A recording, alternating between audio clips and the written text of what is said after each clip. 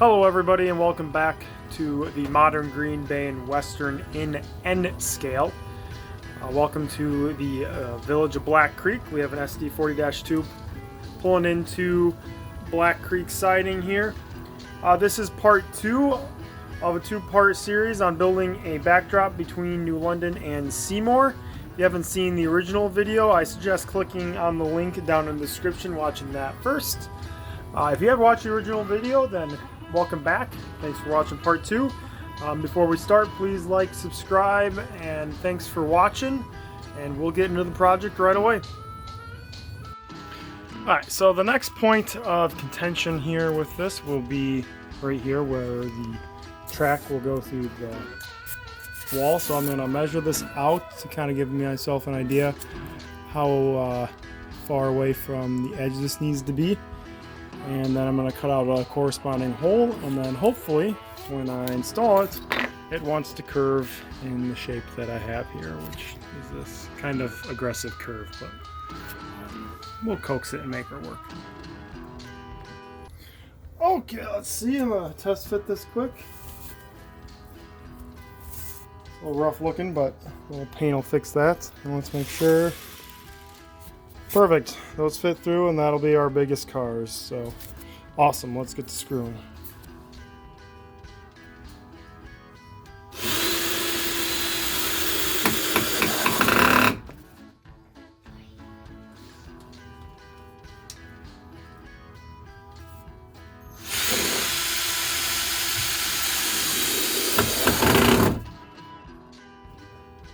So this is screwed in here. I did not screw in this curve here at all. That 1x8, or sorry, that plywood is right here where my hand is. It's just pushing away from it just a little bit, and I actually kind of like the natural curve that I got going here. Almost makes it look, I think it'll make it not look so straight and so much like a model and like a shelf here. So I have it screwed in there. It's holding its shape pretty good. This is the next morning after screwing it in.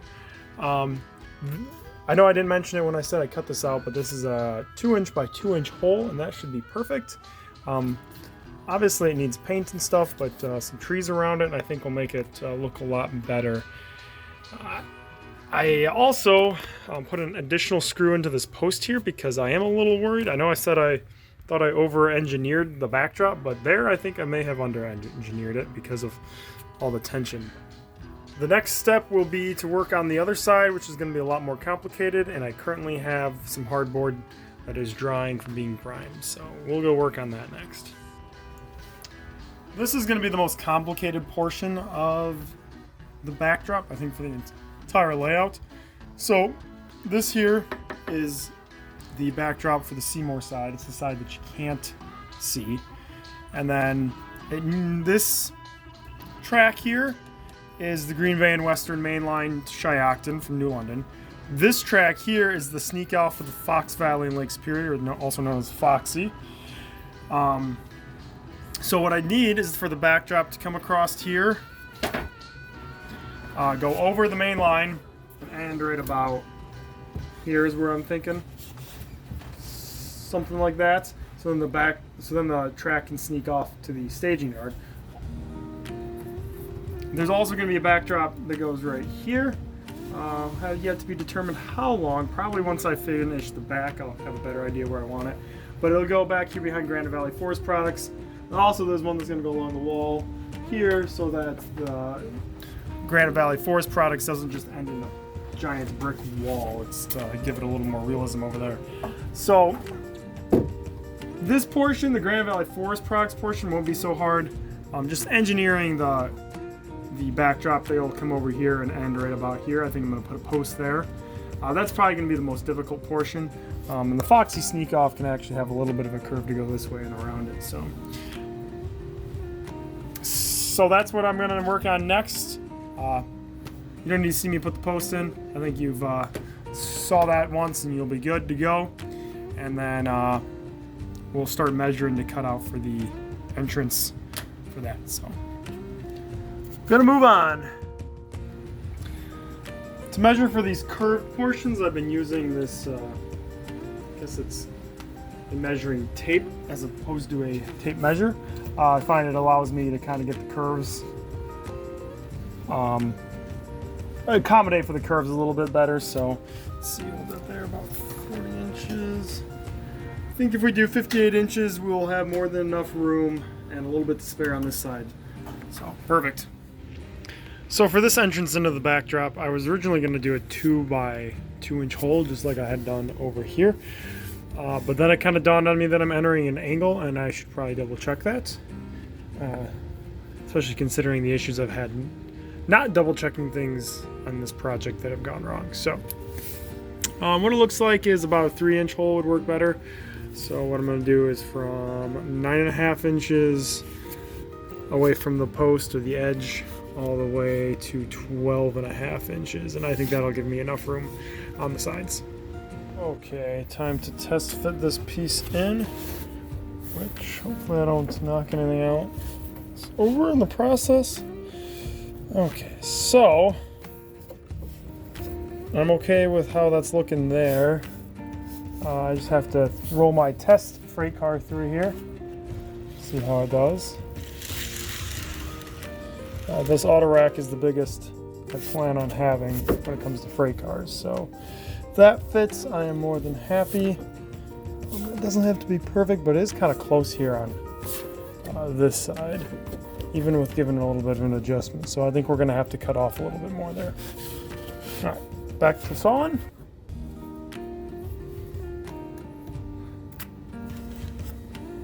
The entrance has been recut. Hopefully this time much more satisfactorily wide. Okay, so that side still fits where it's supposed to fit. And let's see how these freight cars go through. Okay. Just gotta scoot this down just a bit.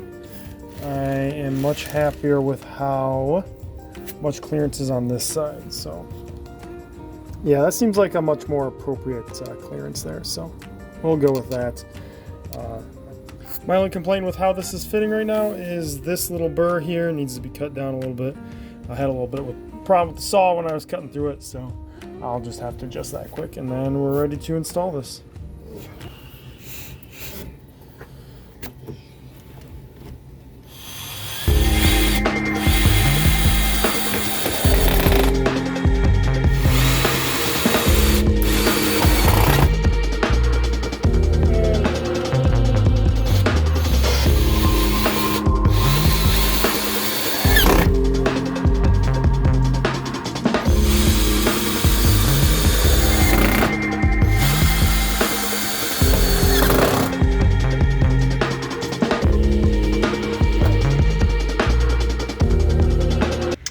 This is how it looks on this side now.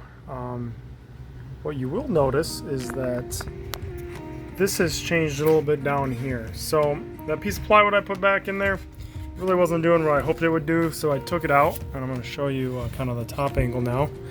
So as you can see, these two pieces just kind of come together there, which is not a big deal. The big problem is that it all wanted to push over the river. So now I got this big hole on the Seymour side that I didn't really need or want, and now my bridge scene is a little smaller. The bridge of the scene is the most important part, so I guess I'm not super worried about that. But I will have to figure out how to fill this in and get the water to run right up to the backdrop there and not look too weird. And I'll have to figure out how to fill in the other side. But this is what New London looks like right now without any paint and with the center backdrop completely installed. Alright, so we're over here on the Seymour side of the layout, particularly the west side. As you can see, I put a little blue up there just to see how well it would cover for the time being. It looks like, at least with a brush, I'm going to need to do 2 coats. So what am I using to do this? I found this roller at Home Depot. It was about, I want to say like $5 for the roller. There was another $5 for 2 replacement rollers. So I figured that should be a good size to do this. I got a paint tray just so I can pour a bunch of the Hobby Lobby Sky Blue into there. And then I have this drop cloth pinned up here so that I don't get paint on the track. I really don't care if I get paint on the foam because that's going to get covered anyways with scenery and whatnot, but I don't really want it on the track because blue track does not look good at all. Let's see how this works. Oh, that's not too bad. So, am I going to be painting clouds or hills or anything like that on the backdrop? The answer is no. A couple reasons. Number one, I don't know if my skills are really that good. I would imagine that if I'm painting clouds or I'm painting hills on this, it would not look as good as what the scenery here will look like. So I think that would be kind of a jarring effect. Second reason being, I don't want this to be the focus. I want the trains, the scenery, the track work to be my focus. So this is meant to just be something to kind of divide things up, make it seem a little more realistic, and is not supposed to be the focal point. My last reason being, if I do want anything on the backdrop, what I probably will end up doing, and what I've done in the past, last time I had a backdrop, is I will print off images on cardstock and I will glue them to the background. So for here, where there's going to be a grain elevator scene, I might actually need to glue some cardstock images of buildings in the background because the track is right here and there's not a lot of room. I'm going to put flats, obviously, but some images might help things out. It's actually covering pretty well with the roller. This is a good investment.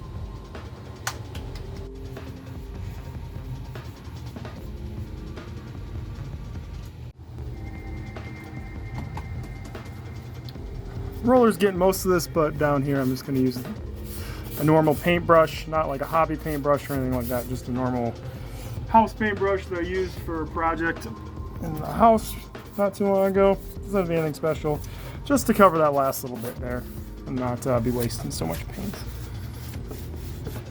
Yeah, she's really turning out. Looking good. So this is a bit of a side note, but something that I wanted to mention. Why I use foam for building the scenery of my layout. A, it's just super easy to work with. Second, you can just pin anything into it. Like the hard shell stuff, you can't do this. You'd actually have to find a way to like tack this stuff up to your thing. I can just poke that in, pull it out, and it doesn't damage a single thing. Same goes when I start planting trees and stuff on the layout. I can do the same thing. So to me, it makes a lot more sense to use something like foam.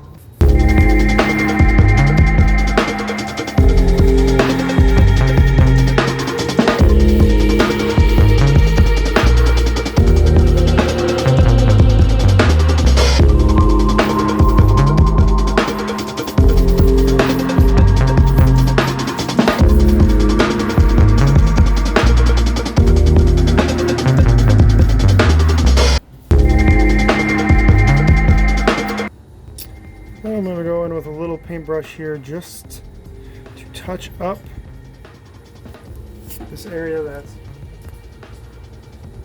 just cut, make it look a little better, a little more uniform. There's going to be eventually trees surrounding this so that you can't really see the opening, but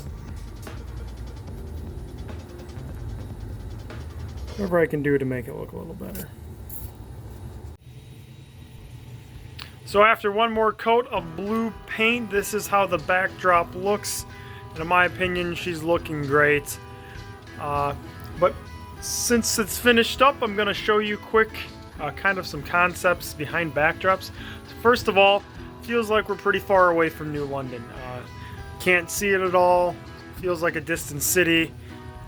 And it also kind of helps Seymour feel separated from Shiocton. We have Black Creek to the back, so that's kind of a visual separation, but it really does help separate it. Let's go take a quick peek at what New London looks like. And here's how New London looks. Again, separated from the rest of the layout, makes it feel like trains are actually going to and from somewhere. Helps really play into that realism factor. You can't even see the other end of New London siding, for better or for worse. So actually makes it feel like it's quite a distance away and that your trains are going somewhere. I couldn't be happier with how this turned out. Even with the mistakes and issues I had, it's looking great. So as promised in the beginning of the first video, here is the after of the bridge over in Barris Creek with the backdrop installed. Even without scenery, I think this looks 10 times better. I'll just give you an idea how long this project took. You could be accomplished over one weekend. It's going to take you more than just a couple afternoons, but if you're able to get something in on Friday night and do a little bit Saturday and Sunday morning in addition to your afternoons, you're able to get this project done quite easily. Thanks everybody for watching this two-part series. Please like and subscribe, watch a few more videos on my channel. I greatly appreciate it. Just going to leave you here with some video of the trains working against the new backdrop. And again, thanks for watching and have a great rest of your day.